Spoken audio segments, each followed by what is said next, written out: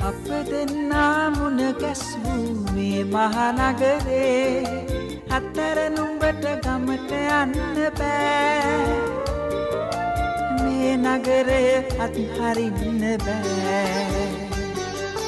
මගේ සිතෙන් ඔබ සිතනා මතු යම් දවසේ මේ නගරේ පාළු වෙන්නේ නෑ මං තනියෙන් ගමට යන්නේ හඳ පානක්සේ ඇවිදින් ගම්මානෙන් මේ නගරෙට ගංගාවක් තරමට සිහිලස පිදුපයි නුඹ මාහට